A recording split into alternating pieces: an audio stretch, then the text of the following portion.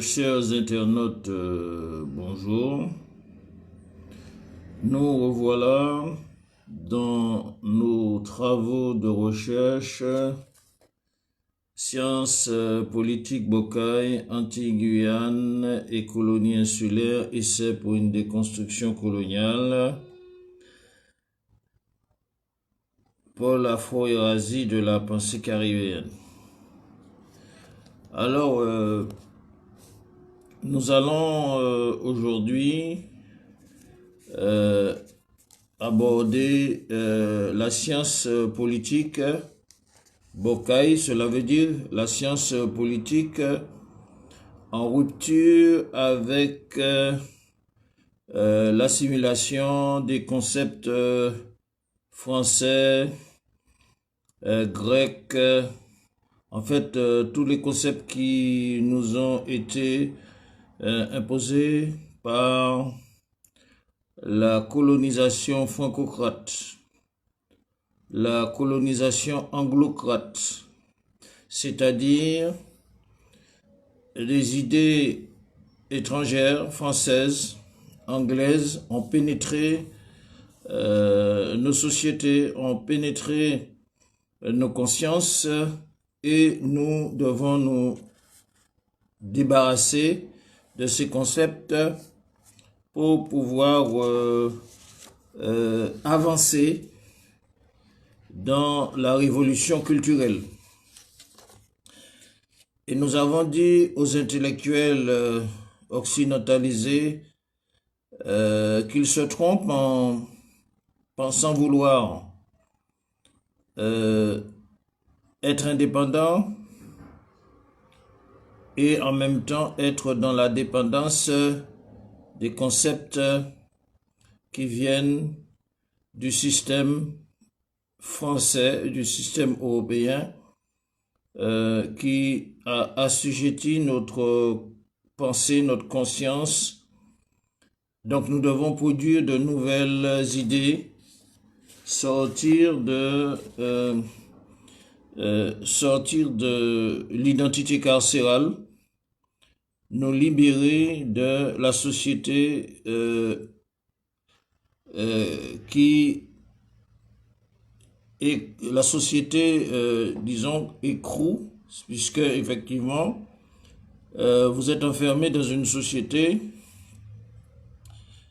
vous êtes écroué dans une société qui vous impose ces normes, ces paradigmes, et nous devons défaire tout cela. C'est ça le travail important. De plus, nous devons avoir une nouvelle génération de constituants parce que il faudra sortir du droit européen, du droit français, créer un droit spécifique. Créer un droit spécifique qui s'inspire des ressources amérindiennes, des ressources, des traditions de nos populations caribéennes, Awawa, Kalinago, des ressources propres à notre civilisation martiniquaise, guadeloupéenne et guyanaise, et à l'épuiser à la source des empires africains qui ont élaboré, qui se sont constitués et qui disposent d'une législation importante qui pourra nous inspirer pour reconstruire un droit martiniquais, guadeloupéen et guyanais. Et il faut rappeler que ça rentre dans le cadre de la normalité puisque nous devons sortir de l'esclavage mental français européen et nous libérer du droit français. Donc il faut produire un droit martiniquais, un droit guadeloupéen, un droit guyanais et nous devons nous atteler à cette tâche parce que sans avoir un droit opposable, nous allons reproduire nous allons replâtrer le droit français, le droit européen, et nous ne serons jamais libres. Donc voilà ce travail que nous vous proposons de faire, et nous allons commencer aujourd'hui par parler de la République. C'est un concept français, Republica, qui vient de Rome, que nous devons démystifier. Nous devons démystifier aussi le concept français issu de Jean-Jacques Rousseau, parce que ce concept français de Jean-Jacques Rousseau du nationalisme, il a des origines judéo-talmudo-maçonniques.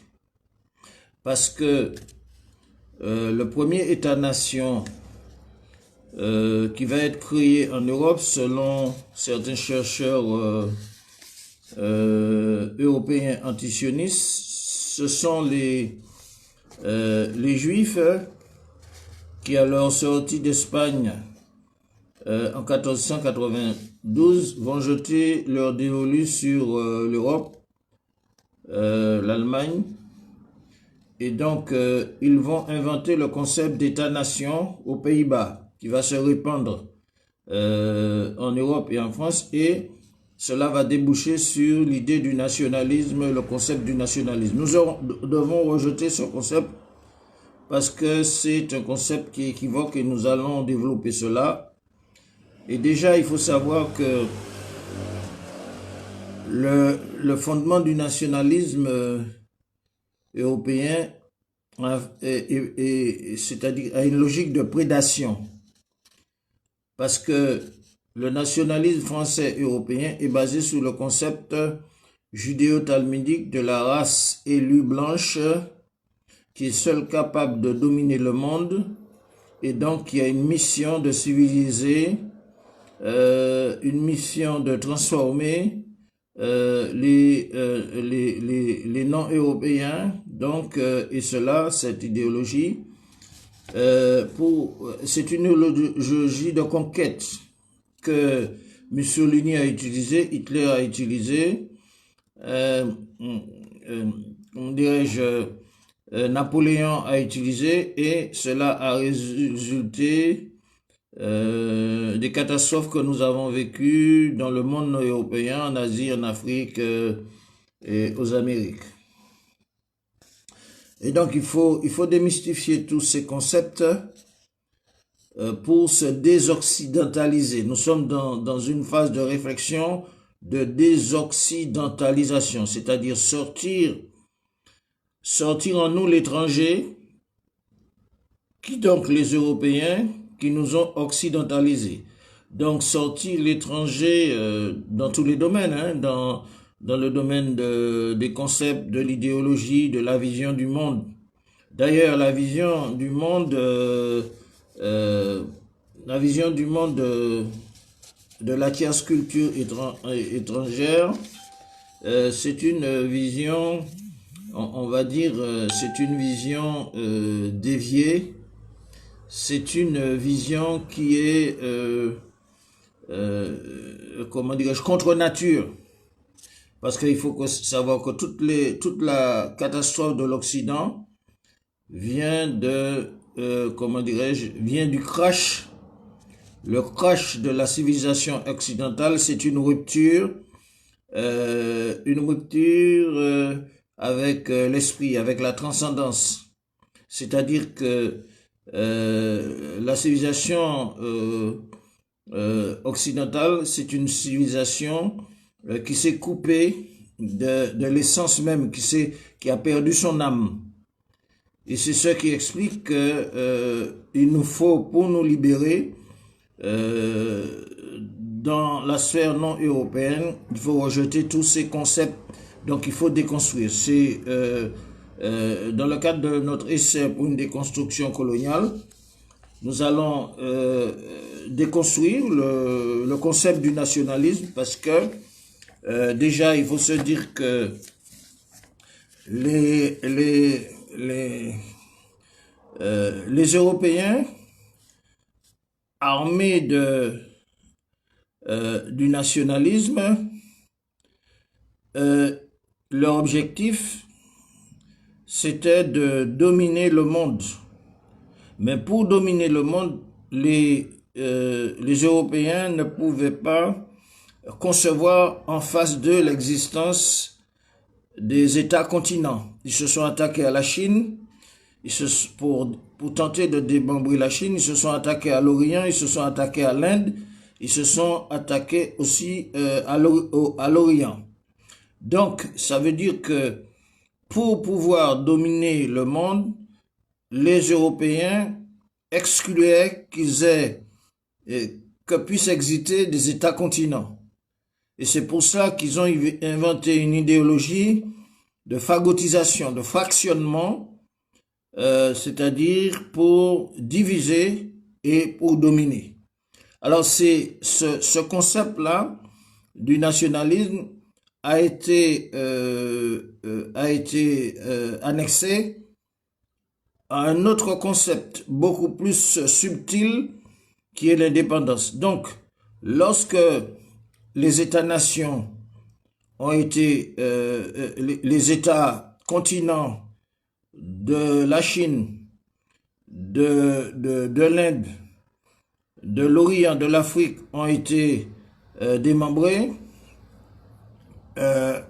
donc, qu'est-ce qui vient après? Il fallait donner une structure qu'ils vont appeler le nationalisme. Donc, pour le nationalisme, c'était un concept qui va s'appuyer sur des formules équivoques pour diviser les peuples. Et on va appeler ça, chaque peuple qui va se diviser, qui va se phagotiser, il va se dire, bon, nous sommes indépendants. Mais c'est une indépendance qui n'est pas réelle, puisque on a vu que ils ont divisé, ils ont envahi la Palestine, ils ont divisé, ils ont envahi, ils vont mettre un protectorat en Orient sur la Syrie, le Liban, ils vont dépecer en créant la Jordanie, ils vont dépecer en créant la Libye, qui sera occupée par l'Angleterre et l'Italie. Ils vont, etc., créer des entités comme le Maroc, la Tunisie, les Émirats arabes, et comme cela, jusqu'aujourd'hui, ils vont mettre le grappin sur les peuples non européens. Donc, nous devons sortir de tout ça, et c'est un travail de responsabilité intellectuelle, un travail donc, il faudra trouver le langage, il faudra trouver la dialectique, il faudra trouver le concept, il devra trouver l'esprit de déconstruction coloniale. Et donc, Sciences Politiques Bocaille est dans cette logique de déconstruction coloniale. Donc, il faudra démystifier tout d'abord la République. Donc, selon notre concept Sciences Politiques Bocaille, pôle Afro-Eurasie de la pensée caribéenne, nous devons nous protéger de l'effondrement systémique, parce que nous sommes dans une phase actuelle de l'effondrement systémique de l'Occident, et si nous sommes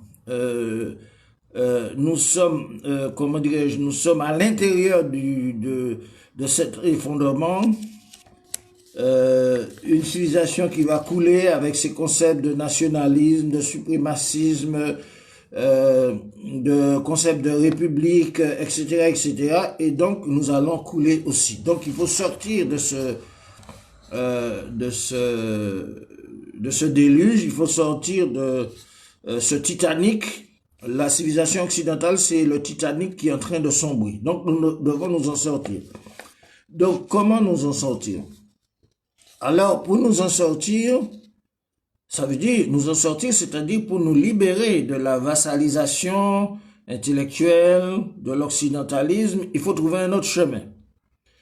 Et donc, nous avons nous avons quelque chose à opposer au nationalisme tel qu'il est défini, un concept, on va dire, judéo-talmudo-maçonnique, luciférien, il faut le dire, luciférien, qui est en guerre avec la transcendance.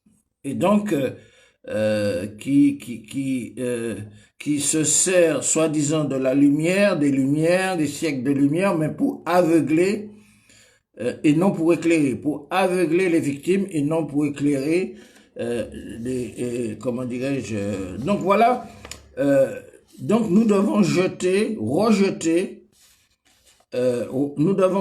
les antivaleurs occidentales, européennes, telles que nous avons dit la République, le nationalisme, ça ne nous concerne pas. On va expliquer pourquoi. Et c'est ainsi nous prendrons le chemin de la liberté avec le concept du patriotisme, qui est le patriotisme, il ne vient pas du hasard. Le patriotisme ne vient pas ex nihilo. Le patriotisme vient à partir de deux éléments.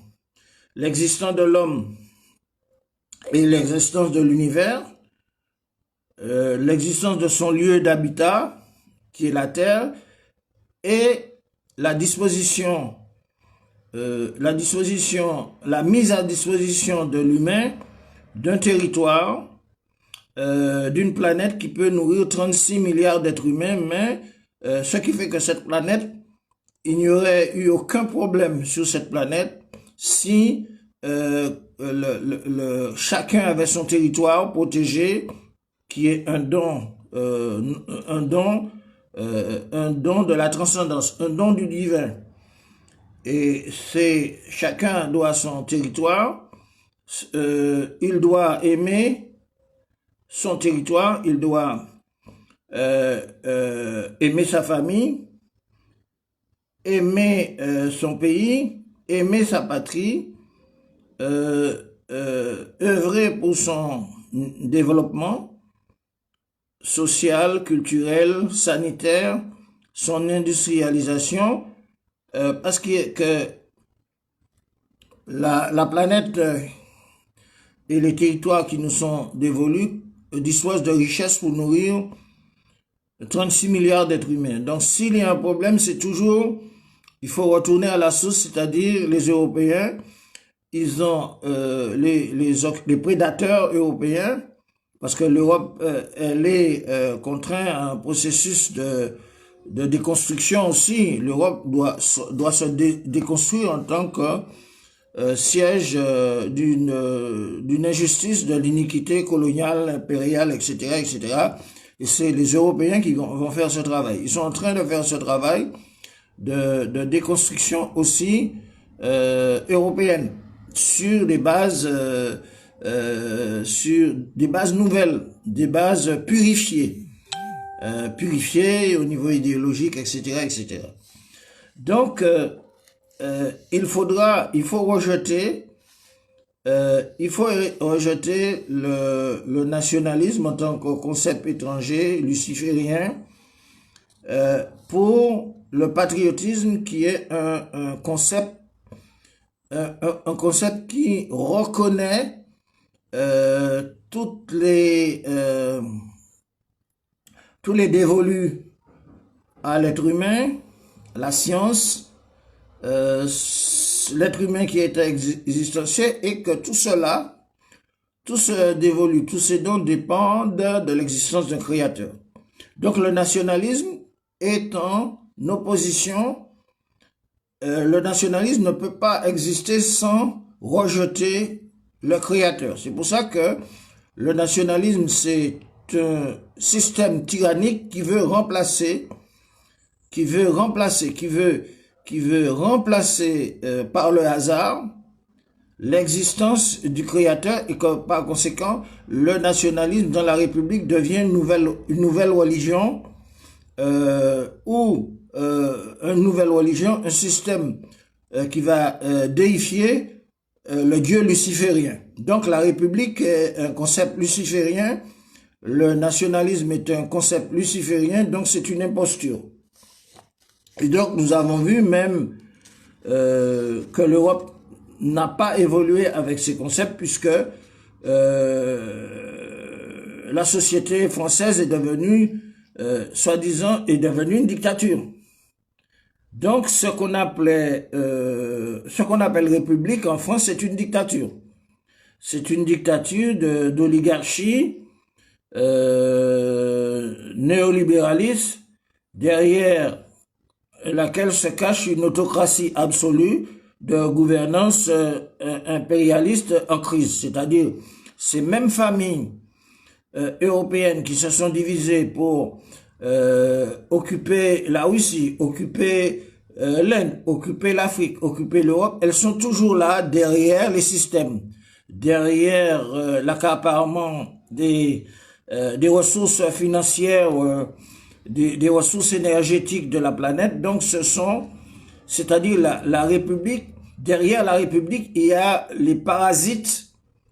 Derrière la République, il y a les parasites des oligarchies, les suceurs de sang, de dépossession des peuples et les vampires de, comment on va dire, les vampires de, comment dirais-je, des guerres amorales qui construisent des armes de plus en plus sophistiquées pour effrayer les peuples, pour leur dire, bon voilà, notre tyrannie, elle est vitam aeternam. Nous avons des armes, nous avons des missiles balistiques. Donc ne bougez pas parce que nous allons vous tuer, nous allons vous exterminer. Acceptez notre gouvernance, parce que nous sommes blancs, nous avons un mandat du ciel et nous sommes faits pour commander l'humanité.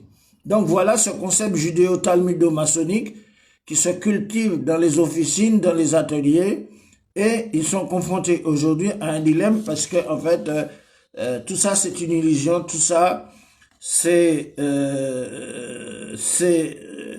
dans une logique d'effondrement systémique et qu'aujourd'hui la peur a changé de camp. C'est pour ça que les peuples, quelle que soit leur race, doivent se réapproprier, doivent dégager le concept de la République, du nationalisme et se réapproprier du nationalisme, du patriotisme qui est un don de Dieu. Le patriotisme reconnaît que le dévolu de l'homme à la société vient, comment dirais-je, vient d'un don du divin et que le patriotisme commence à partir de l'existence de l'homme. Et l'existence de l'homme dépend, son existentiation n'est pas due au hasard, comme pensent les nationalistes, les athées, mais il vient, l'humain a été existencié d'un créateur. Donc il faudra rejeter ces antivaleurs et à partir de ça, envisager une autre conception de gouverne. Et donc il faudra sortir aussi du droit, du droit européen, du droit occidental. Donc chacun doit travailler pour se réapproprier des valeurs essentielles et rejeter des antivaleurs. Parce qu'en fait, la République et le nationalisme constituent un système qui découle du système pharaonique. C'est-à-dire, bon voilà, ceux d'élus, soi-disant élus, ceux qui sont, se prétendent soi-disant élus, qui ont une mission, qui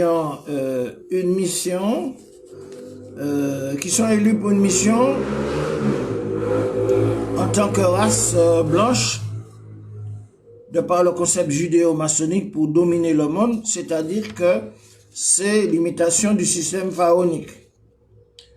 Et nous savons qu'aucun système pharaonique ne peut se maintenir vitam aeternam parce que nous avons vu que de par la nature même eh bien, tout système pharaonique est destiné à disparaître par la permission du docte et de l'agent moteur. Et donc, nous avons vu que lorsqu'on parle de l'Égypte ancienne, il n'y a que des vestiges, il n'y a que des ruines, des vestiges. C'est un anachronisme parce que le docte et l'agent moteur a rayé de la carte, a fait disparaître la civilisation égyptienne. Donc, il faut savoir que le nationalisme le nationalisme inhérent à la République et la République inhérente au nationalisme, c'est un concept occidental qui est à l'opposé du patriotisme. Donc, ça doit être très clair. Et donc, il faut savoir que la République, le nationalisme est une superstructure à l'instar c'est une religion. Parce que la République a ses dieux, son autel, comment dirais-je, la sanctification luciférienne du Dieu de la République et du nationalisme. Donc, c'est la République et le nationalisme, c'est un culte, une religion rivale qui a été déifiée pour la domination de l'autocratie judéo-talmudo-maçonnique du matérialisme relié à ce qu'on peut dire le monothéisme luciférien du marché. Donc, ce terme monothéisme du marché, c'est un néologisme d'un de nos maîtres à penser, c'est Roger Gaudi. Roger Gaudi a parlé du monothéisme du marché qui ne reconnaît pas la divinité. Il reconnaît la divinité, la fausse divinité luciférienne. Donc la République et le nationalisme sont des concepts lucifériens, judéo-talmudo-maçonniques. C'est pour ça qu'autour de la République, il y a plein de, comment dirais-je, il y a plein d'officines lucifériennes qui étudient le monde par le petit bout de la lorgnette. Donc la République est entourée de démons et de diables. Parce que la République et le nationalisme, c'est l'incarnation du démon luciférien. Donc, il faut bien comprendre que ce qu'on appelle République et nationalisme, eh bien, c'est des sens judéo-talmudo-maçonniques.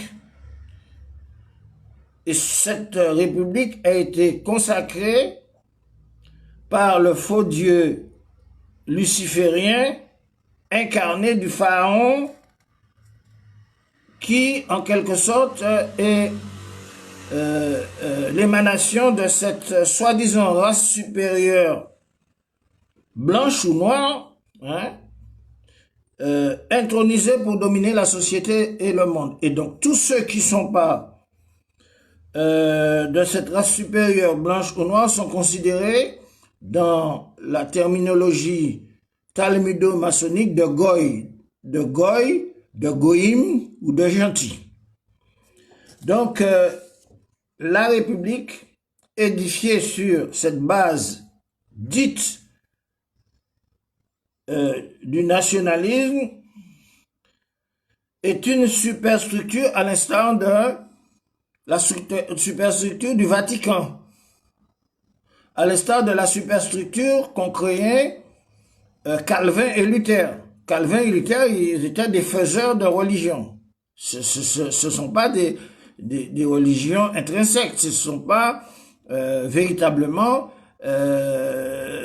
comment dirais-je, des religions divines, ce sont des religions des hommes. Donc la République, c'est une religion fabriquée par les maçons. Hein, vous avez bien vu que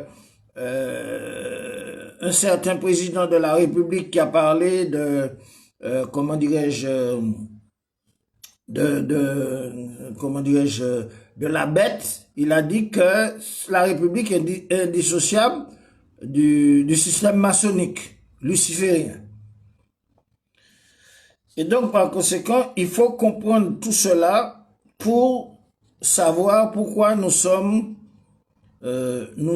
sous l'envoûtement d'un système luciférien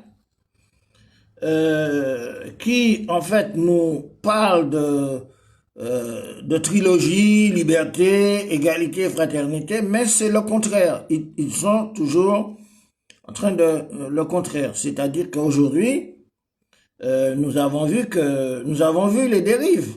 Nous avons vu les dérives du point de vue luciférien, c'est-à-dire désexuer les hommes, désexuer les femmes, déshabiller, décoiffer l'être humain pour exhiber ses parties génitales, apprendre aux enfants dans le cadre des programmations de la théorie du genre, des enfants en bas âge, leur apprendre les fellations, leur apprendre la sodomie, leur apprendre qu'ils peuvent changer de sexe, etc., etc. Donc nous sommes dans la logique de la République talmudo-maçonnique qui incarne en quelque sorte toutes ces déviations. Donc cette République, elle a une divinité rivale. Et c'est pour ça qu'elle s'attaque à la pureté de l'humain. Lorsque la République est en face de la pureté humaine, qui reconnaît et qui adore un créateur unique, qui a existencié l'homme, qui donne la vie, la mort, donc la République s'insurge. La République devient un goulag. La République devient le siège de persécution, à tel point que vous aurez, par exemple, vous avez aujourd'hui dans la République des diables qui ont les suggestions diaboliques qui disent que bon voilà, on peut violer un enfant à un certain âge, c'est la pédophilie légalisée, mais à 16 ans, un jeune ne doit pas se purifier par le jeune. La République, à travers ses démons, déclare qu'un jeune qui a 16 ans ne doit pas purifier son âme bestiale à travers le jeûne. Cette notion de jeûne, c'est une notion qui est oni, qui provoque l'ire luciférien. Parce que lorsqu'un individu jeûne, il se débarrasse de sa partie démoniaque et il élève son âme lumineuse. Donc il se dégage de son âme bestiale. Donc vous voyez que la République, c'est une religion luciférienne et en tant que religion, elle a ses rites.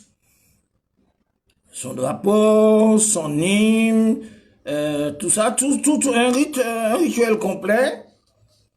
Et c'est-à-dire ce rite, elle est une dictature qui s'impose dans la cité-État. Et donc, vous avez en matière de religion les litanies, c'est-à-dire l'hymne national, vous avez le drapeau, vous avez la vénération des idoles, des héros, les monuments, à l'instar des monuments pharaoniques à la gloire des dieux lucifériens, de la République et du nationalisme, et le développement de la fierté raciale, qui est le développement de l'ego racial, la fierté raciale de la race supérieure blanche ou noire. Et donc, qui doit être préservée dans sa pureté. C'est pour ça qu'aujourd'hui, la République ne tolère pas, comment dirais-je, le brassage humain. Comme par exemple, dans le cadre du nazisme, Goebbels appelait à la purification de la race. Il faut déconnecter déconnecter les peuples, déconnecter les ethnies pour qu'ils ne se marient pas, pour qu'ils ne s'entrecroisent pas, pour garder la pureté de la race blanche, la pureté de la race aryenne, la pureté de la race noire. Donc, voilà, en quelque sorte, ce concept-là. Et ceux qui sont dans le collimateur de la République ou du nationalisme ne sont pas de bon augure. Il faut les surveiller. Il faut les surveiller depuis les frontières. Hein. Donc, il y a cette notion de frontiérisme qui rentre dans l'esprit luciférien de la République. Donc, pour la République et le nationalisme, les frontières sont des balises racialistes. Attention, hein, il y a une invasion. Attention, il y a une invasion pour le remplacement. Donc, dans la République et le nationalisme, il y a les frontières qui sont des balises racialistes.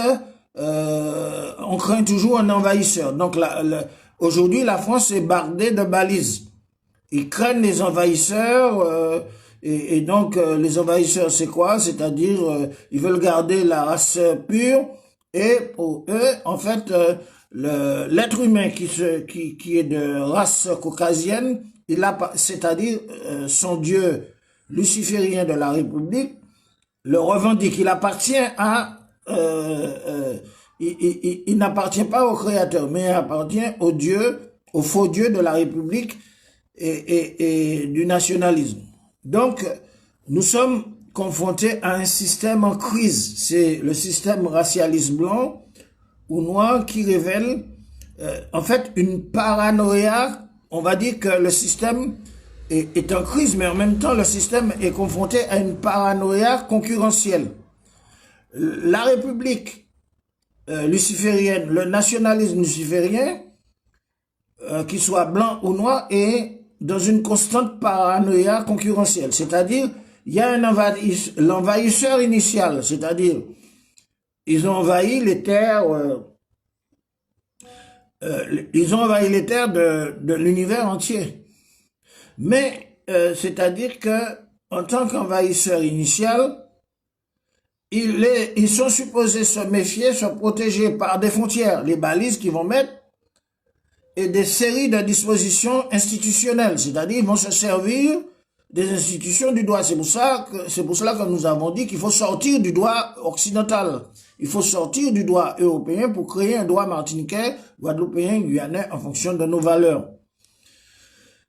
Et donc, l'envahisseur initial est supposé se méfier. Ils sont toujours dans une paranoïa concurrentielle, se protéger par des frontières, hein, ils vont mettre des frontières un peu partout, protégés par des frontières, ils vont prendre une série de dispositions institutionnelles contre un supposé étranger. Donc, l'envahisseur initial, ici ou là, lieu de leur occupation, ils sont dans une paranoïa et l'envahisseur initial est censé se protéger par des frontières, par des balises, et de prendre des séries de dispositions contre un supposé étranger envahisseur imaginaire ou autre qui viendrait à son tour déranger les premiers envahisseurs qui ont pris leur quartier. Ils ont pris leur quartier en Algérie, ils ont pris leur quartier en Indochine, ils ont pris leur quartier de ce qu'ils appellent les Outre-mer, ils ont pris leur quartier. Et même, c'est-à-dire que la subtilité de leur occupation, c'est qu'ils n'ont pas besoin d'être là parce qu'ils ont déjà fait un travail systémique pour contaminer les sociétés non européennes. Lorsque vous allez au Mali, lorsque vous allez dans tel ou tel pays d'Afrique, dans tel ou tel pays d'Orient, mais même lorsqu'ils ne sont pas là, ils sont présents parce que ils ont déjà inoculé leur système luciférien dans la société. Donc, c'est-à-dire leur absence est illusoire parce qu'ils sont présents par leur système. Et donc, on voit cette double équivoque puisque ils sont présents par le système qu'ils ont inoculé dans les sociétés non européennes, Mais quand un non-européen se présente physiquement en Europe, eh bien, il faut se protéger ils sont dans une paranoïa. Il faut se protéger des envahisseurs. Donc c'est imaginaire. Et donc il faudrait,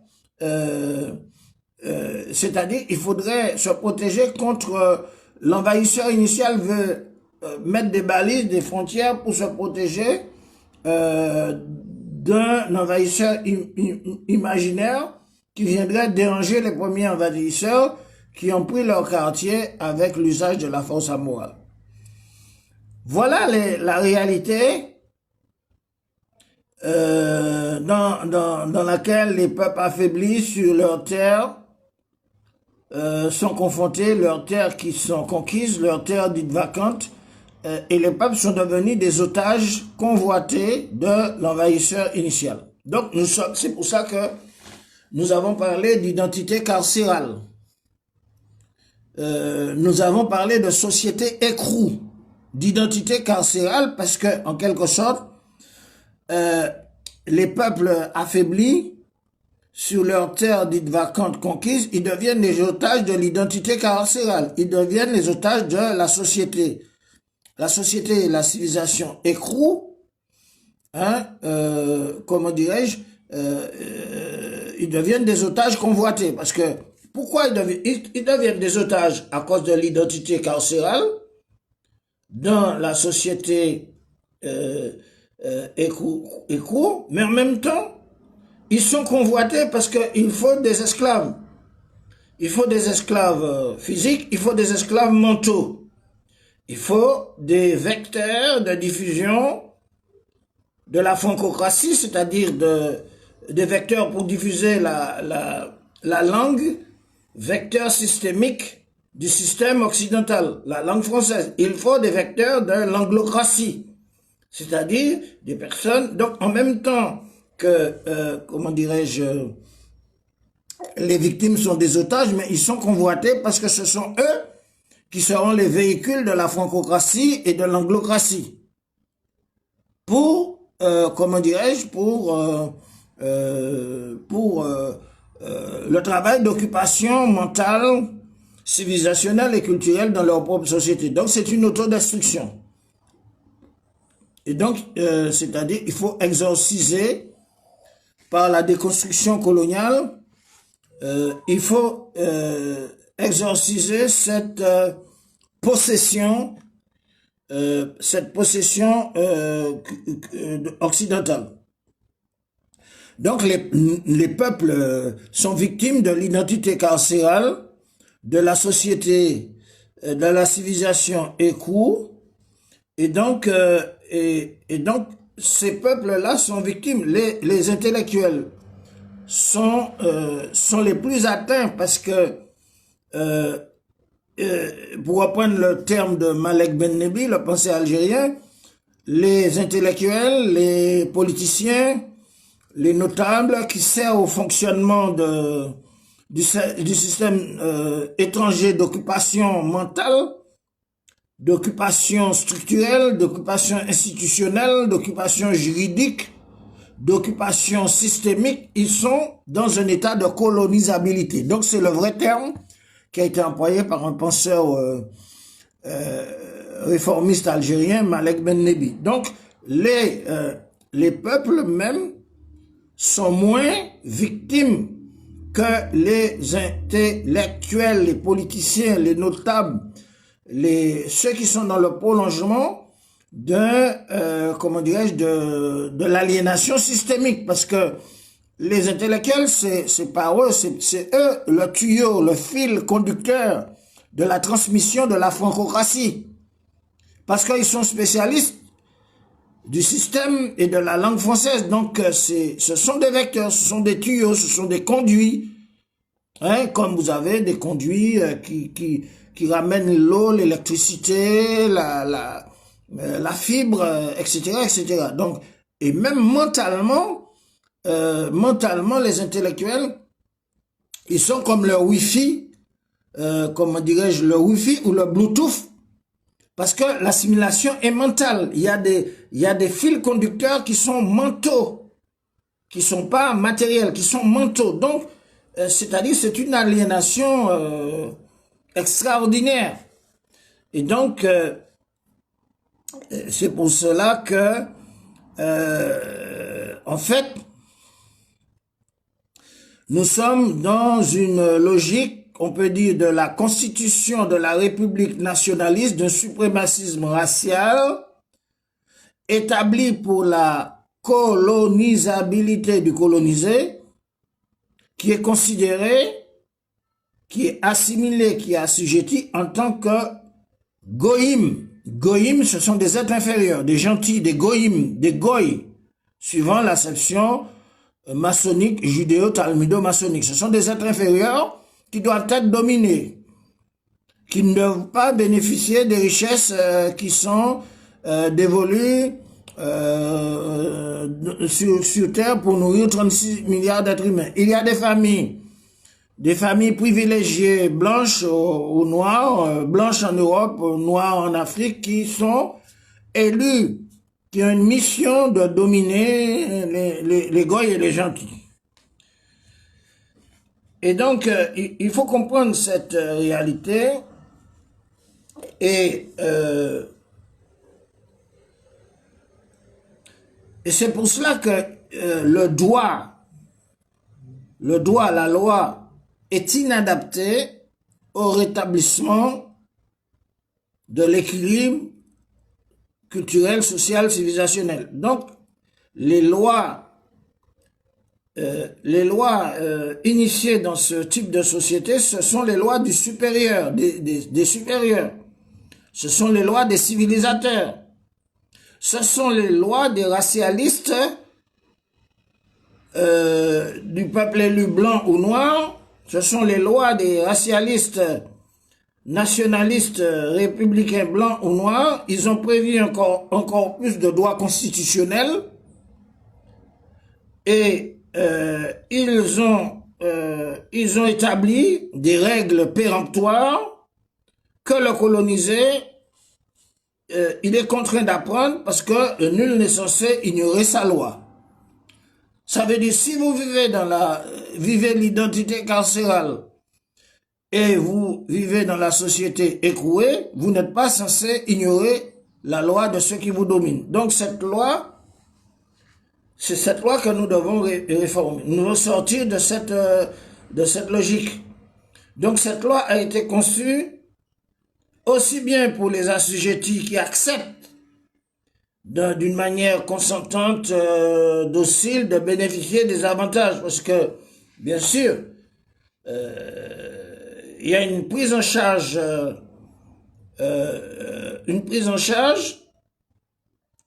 relative à partir du moment que vous vous soumettez à l'assujettissement, vous acceptez de bénéficier des avantages du statut de la nationalité carcérale.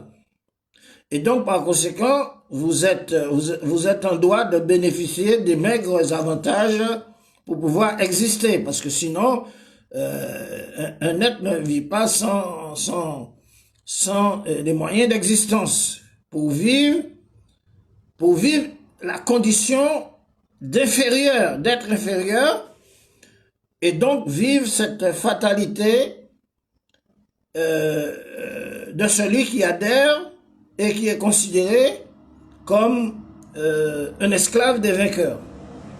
Même si les chaînes ont été retirées, mais vous êtes toujours considéré comme un esclave du vainqueur. Parce que le vainqueur ne vous accepte pas devant lui comme président de la République.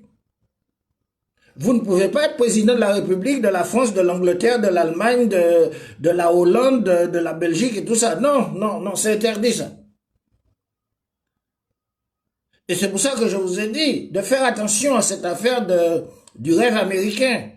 Parce que le rêve américain, c'est un leurre, c'est un bluff. Le rêve américain, c'est un cauchemar. Et nous devons, pour nous reconstruire, ne pas imiter le système américain, parce que le rêve américain, c'est le vol. Les anglo-saxons, c'est-à-dire les anglo-saxons, les Européens, ont envahi les pays des peuples amérindiens, ils les ont exterminés tous, ils les ont génocidés pour la plupart, et ils ont possédé, ils se sont accaparés des terres qu'ils appellent l'Amérique. Mais l'Amérique n'existe pas en réalité. L'Amérique, c'est une fiction, c'est la terre des Amérindiens, on peut l'appeler l'Amérindie, comme on peut appeler la terre des Amérindiens, c'est l'Amérindie, c'est pas l'Amérique. L'Amérique, c'est une fiction, c'est un cauchemar. Et pour pouvoir contrôler, administrer, dominer, créer des institutions, ils vont inventer un système de nationalité ouverte. Vous pouvez venir du pôle Nord, du pôle Sud, etc. Vous aurez la nationalité américaine pour aider les anglo-saxons, comment dirais-je, dans leur association de malfaiteurs, d'accaparement de la terre des Amérindiens, à créer ce qu'ils appellent les USA, les États-Unis d'Amérique. Donc, il y a beaucoup de gens qui sortent du pôle Nord, du pôle Sud, qui viennent accompagner les anglo-saxons dans la prise de contrôle et d'accaparement de la terre des Amérindiens en se disant, bon, voilà, je suis asiatique, je suis américain, oui, je suis africain, je suis américain, je suis asiatique, mais ils participent, comment dirais-je, ils participent à une association de malfaiteurs. Donc, nous allons sortir de cette logique parce que il est dit que la Côte d'Ivoire, même la Côte d'Ivoire ou n'importe quel pays ne peut pas donner la nationalité à quelqu'un qui vient d'ailleurs sous prétexte qu'il est là depuis 10 ans, non, parce que la nationalité, quand vous avez la nationalité, vous êtes susceptible, avec votre nationalité, vous venez du pôle Nord,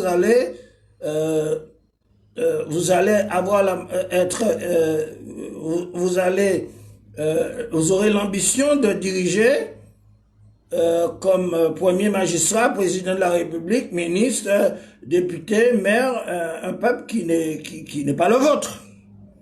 Donc c'est pour cela que nous avons dit que attention à cette question de rêve américain, attention à cette question de république, parce que nous avons dit qu'il faut réformer le droit, avoir un droit martiniquais, guadeloupéen et guyanais.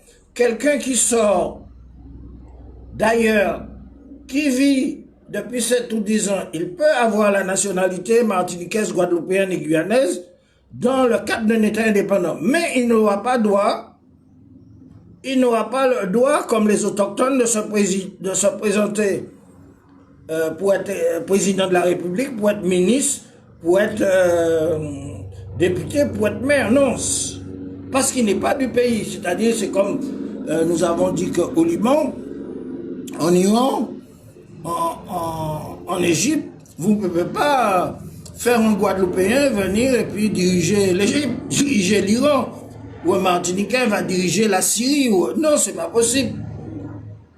Donc, il faut bien, il faut bien décortiquer la réalité pour ne pas être pris au piège. Et donc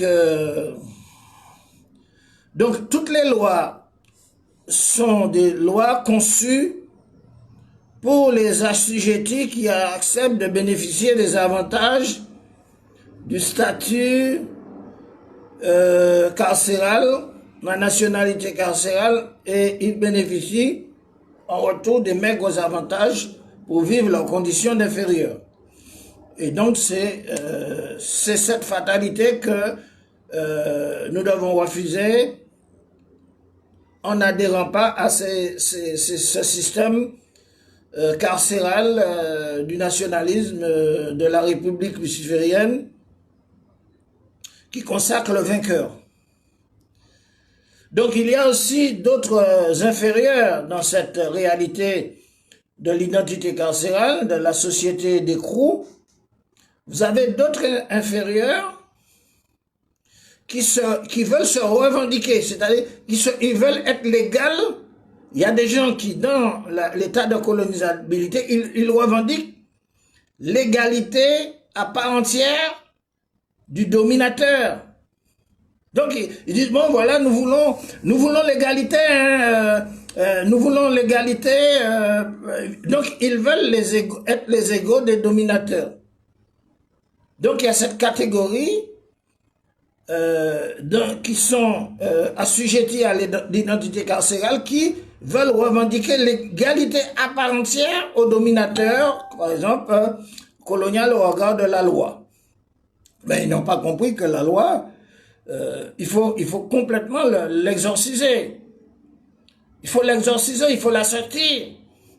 Mais ils veulent être, donc ils vont devenir d'autres, ils seront les copies, ils seront les clones des dominateurs. Donc, ils vont servir la voix du maître, ils vont servir en quelque sorte de relais de domination et d'assujettissement de leur propre peuple, parce qu'ils revendiquent l'égalité à part entière d'être dominateurs. Donc, c'est une autre catégorie d'assujettis. On peut les appeler les néocolonialistes.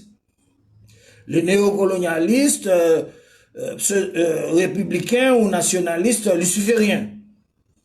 Donc, vous avez encore une autre catégorie d'aspirants qui font partie d'une intelligentsia qui a vocation d'intégrer le système à titre de dissidence à leur propre cause. Donc, ils ont épousé la cause adverse. Ils sont des dissidents par rapport aux objectifs de leur propre patrie, de leur propre territoire, de leur propre peuple, qui sont en train de vendre. C'est-à-dire, il y a toujours eu cette logique esclavagiste de vendeurs dans l'histoire de l'humanité. Et ces personnes vont se représenter comme une élite qui va marcher de même pas avec l'oppresseur, on va dire colonial aussi, de telle sorte qu'elle embrasse toutes les antivaleurs de la tierce culture étrangère. Et donc, il s'agit là d'un deal opportuniste en échange d'une participation à l'arrangement d'un système adverse, un système ennemi contre la cause de son peuple, de sa patrie, de son territoire. Et nous vivons ce deal opportuniste. Nous vivons ce deal opportuniste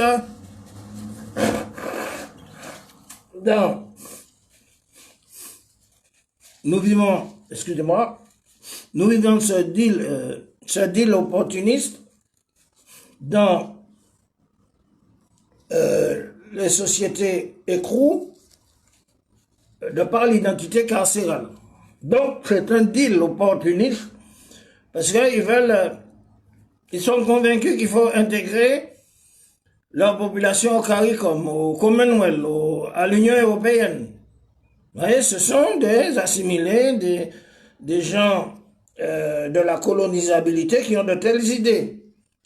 Ce deal opportuniste, en échange d'une compensation, d'une participation au pouvoir, de recolonisation de leur société, de domination de leur propre peuple, de leur propre pays. Et donc, c'est une logique de serviteur de la dissidence contre nature, opportuniste, qui requiert des diplômes. Il faut des diplômes, hein, parce que vous serez dans le cycle de l'éducation, de l'enseignement national jules ferrien et luciférien, vous serez préparé à ce métier, de dissidence qui requiert des diplômes, des titres de doctorant, d'avocat, etc., de bons gestionnaires, hein. Vous serez préparé à tout ça, et c'est pour ça qu'il faudra détruire l'université, détruire l'école pour la reconstruire. Très important. Et donc, ces intellectuels dans ce deal opportuniste de dissidence par rapport aux intérêts de leur patrie, eh bien, ils vont devenir des champions. Parce que les médias mainstream vont les ériger en champions de service du système colonial. Ils seront comment dirais-je, propulsés dans les médias mainstream, radio, télévision, pour nous faire comprendre, pour nous vendre ces personnes, ces lauréats de l'intelligentsia, de la dissidence qui bénéficient de privilèges, d'obtention des qualifications requises de service. Ils sont pour leur professionnalisme dans la ARCA, c'est-à-dire de professionnalisme dans l'occupation, de harki professionnel. Ils bénéficient, ils ont des qualifications, ils ont des avantages financiers, administratifs, ils ont des décorations comme des champions. Et tout cela leur est octroyé comme promu de la colonisabilité au regard du rang supérieur élevé du grade de dirigeant de service dans le système colonial, dans le système luciférien républicain, dans le système luciférien nationaliste, du droit positif, occidental, luciférien, de Jean-Jacques Rousseau, Montesquieu, etc., etc., Descartes. Il est élevé dans nos sociétés.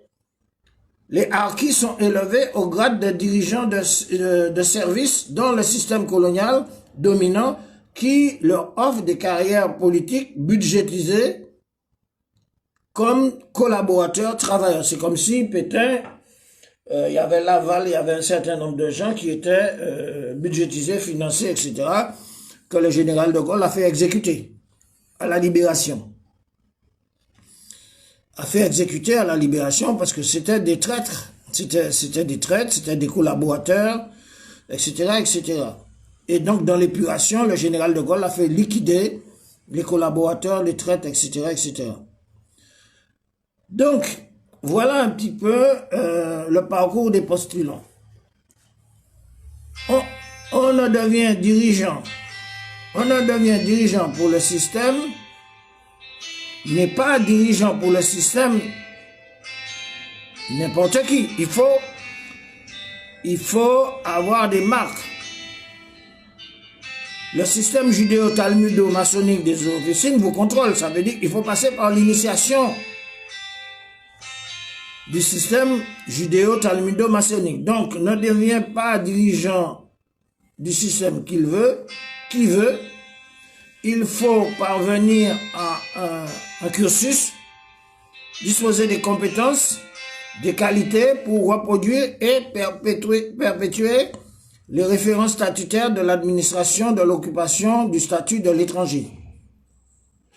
Donc voilà le rôle des dirigeants. On devient administré ou soi-disant citoyen, donc il faut mettre ça entre guillemets, lorsqu'on se situe au statut d'inférieur, au sein de la catégorie du peuple qui est conforté en sa qualité d'aspirant à ce rang du personnel affaibli, acceptant la vénération et la soumission, la reconnaissance bienveillante du système ayant élevé des élites, c'est-à-dire ses fils, vous voyez, dans le cadre de l'assimilation, vous avez tout un mimétisme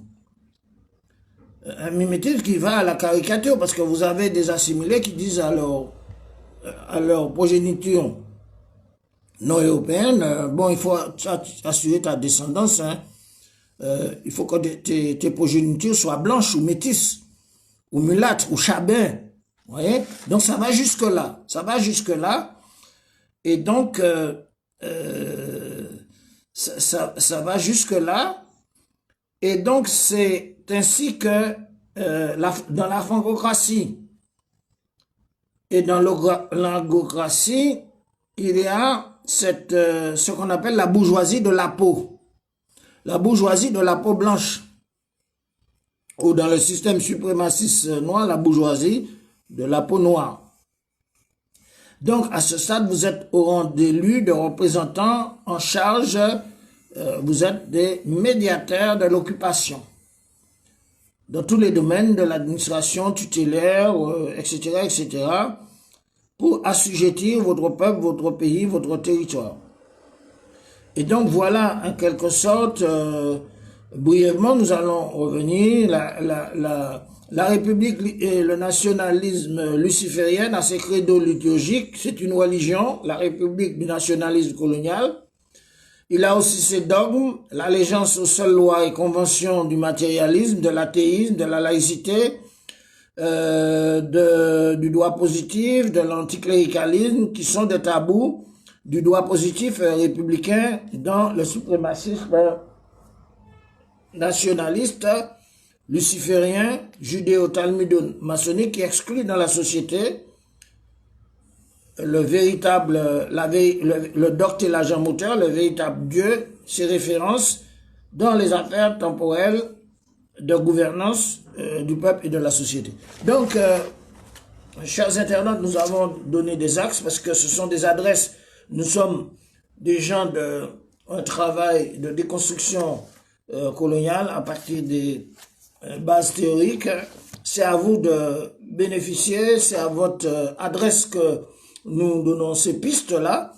Et notre prochaine intervention sera axée sur cette notion de la tricherie des élections. Il faut sortir du scénario frauduleux d'usurpation du pouvoir et de la tricherie des élections. Donc nous allons parler du faux peuple. Cette notion, c'est une notion nouvelle. Le faux peuple est constitué de la bourgeoisie intellectuelle occidentalisée en situation de pouvoir qui représente les idées de la civilisation coloniale occidentale athée matérialiste qui va créer des partis politiques destinés à phagotiser la majorité du peuple qui n'est pas censé adhérer aux idéologies matérialistes athées, puisque la majorité du peuple, en Martinique, en Guadeloupe, en Guyane, ils sont à 90% des chrétiens catholiques, apostoliques romains, des adventistes, des protestants, des mormons, des chrétiens orthodoxes, donc, c'est-à-dire, ils n'adhèrent pas à ces idéologies. Mais, comment dirais-je, les partis sont destinés à les enrégimenter. Et on va faire des élections et on va dire c'est le peuple qui a voté. Donc, il y a le faux peuple et en fait le vrai peuple, c'est des notions nouvelles qu'il faut assimiler. Le vrai peuple, c'est la majorité des Martiniquais, Guadeloupéens, Guyanais. Le vrai peuple est assujetti en rapport à la situation de dominé, bien qu'il constitue la majorité du peuple. C'est-à-dire, bon, tout ce que j'ai cité, etc., etc. Donc nous allons développer ça et c'est sur cette base du faux peuple que le système de l'imposture de la République et du nationalisme luciférien organise des tricheries électorales. Donc les tricheries électorales sont organisées autour d'un système fallacieux. Donc nous allons y revenir. Bon, eh bien, c'était Sciences Politiques Bocaille, c'est innovant, permet de réfléchir pour l'élaboration de nouveaux droits, d'une nouvelle constitution, remettre en cause des questions des concepts de république luciférienne, de nationalisme luciférien, julpérien, des Sciences Politiques Bocaille anti-Guyane, colonie insulaire et sert pour une déconstruction coloniale pour l'Afro-Eurasie de la pensée caribéenne. Merci, à bientôt.